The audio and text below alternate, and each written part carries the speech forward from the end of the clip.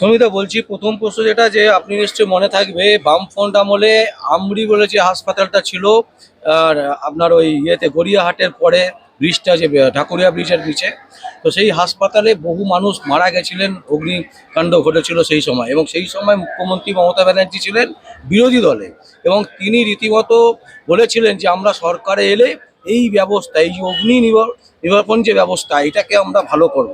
কিন্তু আমরা দেখছি একের পর এক মানে বিভিন্ন জায়গায় আগুন লাগছে। রিসেন্ট যেটা ঘটনা ঘটছে সেটা হচ্ছে আনন্দপুরে, এবং একটা বহু বড় এলাকা জুড়ে আগুন লেগেছে, এবং শোনা যাচ্ছে বেশ কয়েকজন মারা গেছে। 32 ঘন্টা কেটে গেছে, তারপর সেখানে সুজিত বসু গিয়ে পৌঁছেছেন। কি বলবেন? না, দেখুন, সুজিত বসু গিয়ে পৌঁছানো বা না পৌঁছানো আমি সেটার ওপরে আমি আলোকপাত করব না। তার কারণ হচ্ছে যে এখানে ওনার রাজনৈতিক ব্যক্তিত্ব, একজন দমকল মন্ত্রীকে যেতে হচ্ছে, এটাই একটা লজ্জাজনক ব্যাপার। দমকল কখন গিয়ে পৌঁছেছে এটাই হচ্ছে ব্যাপার, এবং আগুন নেভাতে দমকল কত তাড়াতাড়ি সেখানে কাজ করেছে। এখানে ব্যাপারটা হয় কি, যে এই মন্ত্রী এই বলেছেন, এই এমএলএ এই বলেছেন, কিন্তু সব থেকে বড় যেটা দুঃখের বিষয় এই বাংলার ক্ষেত্রে আমরা দেখতে পাই যে আমরা বলি যে এই দপ্তর ঠিক নেই, ওই দপ্তর ঠিক নেই, আসলে সিস্টেমটা কি ঠিক আছে?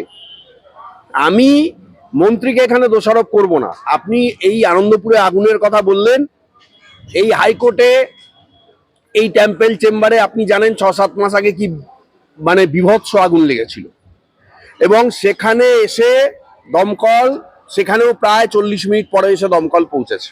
যদিও এখানে এত গাড়ি এত কিছু আছে, তাদের কাজ করতে অনেক অসুবিধা হচ্ছিল, কিন্তু আসল ব্যাপার হচ্ছে যে কোনো পরিস্থিতি কি আদৌ পাল্টেছে আপনার মনে হয়? আমার তো মনে হয় না। তার কারণ যখন বড়বাজারের ওইখানে আগুন লাগলো তখনও তো এসে মুখ্যমন্ত্রী অনেক বড় বড় কথা বললেন। দমকল মন্ত্রী প্রায়শই কোথাও আগুন লাগলে বলেন আমরা এখন এত হর্স পাওয়ারের ইঞ্জিন কিনেছি, এতগুলো মানে একবার আগুন নেভাতে গেলে এখন আমাদের ল্যাডার বড় হয়েছে, আমরা এখন অনেক তাড়াতাড়ি আগুন নেভাতে পারি। তাহলে আনন্দপুরের ক্ষেত্রে এই ঘটনা কেন? আমি বলতে চাই, কোনো সার্ভে কি হয়? সাধারণ মানুষের জীবনকে বাঁচানোর জন্য আমি মনে করি অন্তত কলকাতা কর্পোরেশন এবং ফায়ার ব্রিগেড প্রতিটা বিল্ডিং, প্রতিটা বাজার সেখানে গিয়ে সার্ভে করা উচিত। শুধু তাই নয়, আপনি দেখুন যে সমস্ত বাজারগুলোতে অগ্নি নির্বাপন মানে যন্ত্র লাগানো আছে সেগুলো কবেকার যন্ত্র, আদৌ টেস্ট হয় কিনা। এমনকি মেট্রো রেলে যে যন্ত্রগুলো লাগানো আছে সব আউট অফ ডেট। এই সমস্ত জায়গায় যে কোনো মুহূর্তে আগুন লাগতে পারে। আজকে আনন্দপুরে দেখছেন, বড়বাজারে হয়েছে, আরো এখানে সেখানে তো হচ্ছেই। ঠিক আছে, যে কোনো মুহূর্তে আগুন লাগতে পারে। এই সচেতনতা আমরা কবে আনবো? আমি এইটুকু বলতে চাই যে আগুন নিয়ে কখনো কিন্তু ছেলে খেলা করা উচিত নয়। মুখ্যমন্ত্রী কি বলছেন তার উপরে ভরসা না রেখে আমি অন্তত বলবো যে দপ্তরগুলো তারা যেন অগ্নি নির্বাপক সংস্থা মানে যোগাযোগ করে তাদের সেখানে যে অগ্নি নির্বাপক হচ্ছে যে ইকুইপমেন্টস গুলো আছে সেগুলো আপডেটেড থাকছে কিনা। এবং যদি আগুন লাগে, আমি আপনাকে কথা বলছি, ওই যে মেশিনটা যে কিভাবে চালাতে হবে অনেক ইনস্ট্রাকশন দেওয়া থাকে, কিন্তু আগুন লাগার সময় অনেকেই বলে যে ওটাকে চালাতে পারে না। তাহলে তাদের আদৌ নলেজ আছে কিনা এই জিনিসগুলো দেখার প্রয়োজন রয়েছে। সুজিত বসু তো গেছেন জাস্ট মানে ওটা মুখ দেখাতে গেছেন, যখন সবকিছু শেষ হয়ে গেছে একটা রাজনীতির মানে জাস্ট একটা পরাকাষ্ঠা হিসেবে তিনি গেছেন। সুজিত বসু যাওয়া না যাওয়া কে আমার বড় করে দেখানোর ব্যাপার নয়, কিন্তু যে ক্ষয়ক্ষতি হলো, যে মানুষগুলোর আর্তচিৎকার আমরা ওখানে শুনতে পেয়েছি, আরো যদি আগে দমকল যেত বা অগ্নি নির্বাপন ব্যবস্থা যদি সেখানে ঠিকঠাক থাকতো তাহলে হয়তো এই ক্ষয়ক্ষতি থেকে বাঁচানো যেত, যেটা কিন্তু আমরা অনেক জায়গাতেই কলকাতা দেখছি। কিন্তু সেইভাবে কোনো পরিকাঠামো আমি অন্তত এই তৃণমূলের আমলে গড়ে উঠতে দেখলাম না। যে লক্ষ লক্ষ কোটি কোটি টাকা দিয়ে যন্ত্রপাতি কেনা হচ্ছে, অথচ সেগুলো ব্যবহার করার জন্য মানে কিভাবে ব্যবহার করা হবে তার জন্য কোনো ট্রেনিং হচ্ছে না। দমকলের যারা কাজ করেন তারা বলছেন যে আমরা যথাসময় চালাতেই পারছি না মেশিনপত্র। আপনি লজ্জার বিষয় আমি আপনাকে বলবো, আমরা এই কলকাতা হাইকোর্টে প্র্যাকটিস করি, আমি আপনার মাধ্যমে একটা বার্তা রাখতে চাই। এই কলকাতা হাইকোর্টের মধ্যে অগ্নি নির্বাপক কতগুলো যন্ত্র রয়েছে আপনি দেখে বলুন তো, আদৌ আছে? আবার যেটা আছে সেটা আউটডেটেড কিনা এগুলো কি কর্পোরেশন বা দমকলের লোকজনরা এসে দেখে? একটু আগেই আমরা যেখানে বসি ওইখানে দেখলাম মিটার ঘর থেকে প্রচন্ড জোরে আওয়াজ হচ্ছে এবং মানে ধোঁয়া বেরোচ্ছে। মানে কিছু হয়নি, আমরা পিডাব্লিউডি কে ফোন করি, পিডাব্লিউডি লোকজন আসে, তারপরে ওরা দেখে ব্যাপারটা। যদি একটা কিছু হতো তাহলে অনেক ক্ষয়ক্ষতি হওয়ার সম্ভাবনা থাকতো। আমি আপনাকে বলছি, শুধু এই কলকাতা হাইকোর্টে কেন, অনেক গুরুত্বপূর্ণ সরকারি বিল্ডিং, আপনি বেসরকারি ছেড়ে দিলাম, অনেক গুরুত্বপূর্ণ সরকারি বিল্ডিং লালবাজারে অগ্নি নির্বাপক সংস্থা ঠিক মতন কাজ করে? সেটা তো কলকাতা পুলিশ হেডকোয়ার্টার, এত গুরুত্বপূর্ণ একটা দপ্তর। নবান্নে নবান্নে হয়তো মুখ্যমন্ত্রী বসে ওই ফ্লোরে কাজ করে, অন্য ফ্লোর গুলো কাজ করে? আপনাকে দেখতে হবে। অথবা ধরুন আরো যতগুলো গুরুত্বপূর্ণ দপ্তর রয়েছে, খাদ্য এখানে আছে আপনার কনজিউমার ভবন, খাদ্য দপ্তর, এইগুলোতে অগ্নি নির্বাপক যন্ত্র আপনি দেখতে পাবেন, কিন্তু সেগুলো সব আউটডেটেড, বেশিরভাগ আউটডেটেড।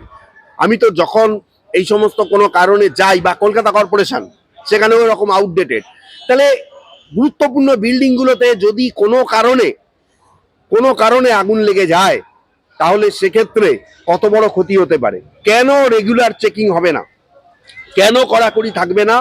কেন এই যন্ত্রগুলোকে সব মানে ঠিকঠাক কাজ করছে কিনা মাঝে মধ্যেই এটাকে ঠিক মতন ভাবে ইউজ করা হবে না?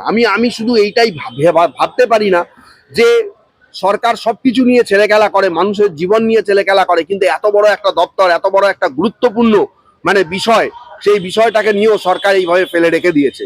যেখানে সরকারের এতগুলো ঘটনা থেকে, বড়বাজারে কতজন মারা গেল আপনি জানেন, তার আগে পার্ক সার্কাসে আগুন লেগেছিল, তার আগে হচ্ছে যে আপনার ওই বাইপাসের ওইখানে আগুন লেগেছিল, পাটুলিতে লেগেছিল, আজকে আবার আনন্দপুরের ঘটনা। এই ঘটনাগুলো আপনাকে চোখে আঙুল দিয়ে দেখিয়ে দিচ্ছে। এবং তার মাঝখানে আপনি জানেন পার্ক স্ট্রিটে বছর কয়েক আগে আগুন লেগেছিল, কিরকম কত কোটি টাকার ক্ষতি হয়েছে। কেন সেইখানে অগ্নি নির্বাপক সংস্থাগুলো সঠিকভাবে কাজ করবে, মানে যন্ত্রগুলো সঠিকভাবে কাজ করবে না, বা যে দপ্তর সেই দপ্তর কেন সঠিকভাবে কাজ করবে না? মানে এখানে শুধু রাজনীতি করার জন্যই কি দপ্তরগুলোকে তৈরি করা হয়েছে? আমার তো তাই মনে হয়। না হলে সাধারণ মানুষের জন্য কতটুকু কাজ করে এই ফায়ার ব্রিগেড?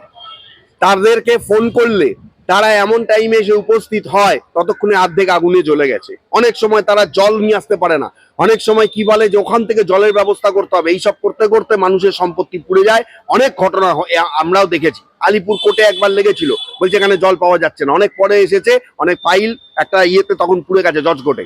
আমি কয়েক বছর আগের কথা বলছি। বলছি, দমকল মন্ত্রী, বিদ্যুৎ মন্ত্রী, এনারা কি করছেন? এনারা বসে বসে ভাবছেন যে দিদি কি বলবেন, দিদির কথায় কান ধরে উঠবোস করছেন ওনারা, দিদির কথায় ওনারা চলবেন।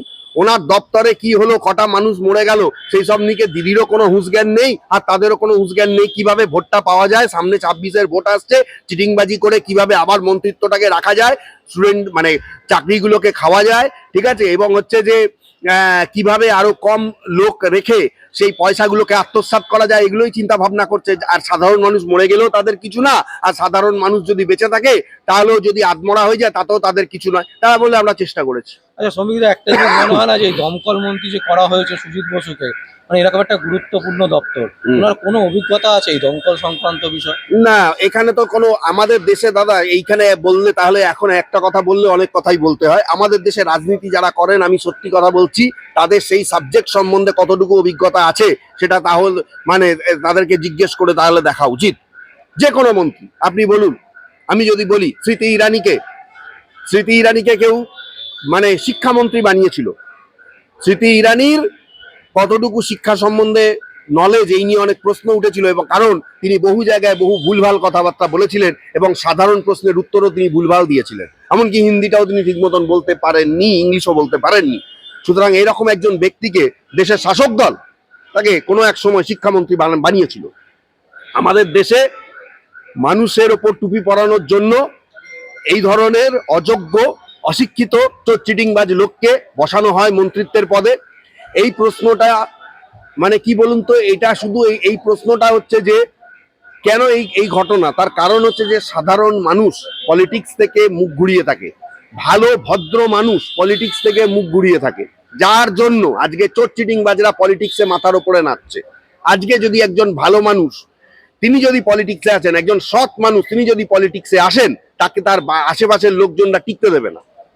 কিন্তু পলিটিক্স কি আজকে এই সমস্ত চোর চিটিংবাজদের জন্য? দমকল মন্ত্রীকে জিজ্ঞেস করুন, বা দমকল মন্ত্রী ছেড়ে দিন, কলকাতার মেয়রকে জিজ্ঞেস করুন কর্পোরেশনের কাজকর্ম সম্পর্কে তার কতটুকু নলেজ আছে, সে কি জানে কর্পোরেশন সম্পর্কে? আজও পর্যন্ত কলকাতা জমা জলে সুরাহা করতে পারলো না, আবার বড় বড় কথা বলে আমি মেয়র মহানাগরিক। আমি কথার কথা বলছি। এই সুজিত বোস তো খালি নাটক করে গেল, কবে বিজেপি যাবে, কবে আবার দিদির কাছে থাকবে, আদৌ তার দপ্তরে কিসের উন্নতি হবে, সাধারণ মানুষকে সেফটির জন্য সে কি করছে, সে মন্ত্রী, সে কেন গিয়ে এগুলো ভেরিফাই করবে না? লোকে সুজিত বোসের কাছে কেন গেছিল জানেন? বিজেপির অপদার্থতার জন্য। আমি আপনাকে বলছি আজকে গল্প, 2021 সালের ঘটনা, যখন অনেকে ভেবেছিল সল্টলেক অঞ্চলে বিজেপি চলে আসবে, বিজেপি আসেনি। যারা বিজেপি আসেনি বলে তাদের ছোট ছোট অটো ম্যাটাডোর ভ্যান বিজেপির পতাকা লাগিয়েছিল, তাদের অটো ম্যাটাডোর ভ্যান ভেঙে দেওয়া হয়েছিল। তখন এই এলাকার লোকজনরা গিয়ে তার সুজিত বোসের পায়ে পড়েছিল যে দাদা আমাদের কাজ করতে দাও, আমরা তৃণমূলের বিরোধিতা করব না, মন্ত্রীর কাজ এইটা। কিন্তু তার বাড়িতে এই ধরনের মানে এই ধরনের লোকজনকে অ্যালাউ করিয়ে তিনি কাজ করেছিলেন। আমার কাছে এভিডেন্স আছে, সেই লোকগুলো গেছিল, কি হয়েছে তার সমস্ত তথ্য রয়েছে। এদের কোনো যোগ্যতা নেই, কিন্তু রাজনীতি এমন একটা জায়গায় পৌঁছে গেছে যে চোর চিটিংবাজ ছাড়া এখন রাজনীতির মধ্যে কেউ ঢোকে না। সুতরাং যে আছে সেটাকে মেনে নিতে হবে। সুজিত বোসের যোগ্যতা আছে কি নেই সেটা আমাকে বলার থেকে মুখ্যমন্ত্রীকে গিয়ে বললে তিনি চিন্তা ভাবনা করবেন। আসলে উনার মুখ্যমন্ত্রী হওয়ার যোগ্যতা আছে কিনা সেটাই তো প্রশ্নের মুখে। তাই জন্য উনি যাকে ঠিক করবেন তার কতটা যোগ্যতা থাকবে সেটা জনগণ বিচার করবে পরবর্তী ভোটে।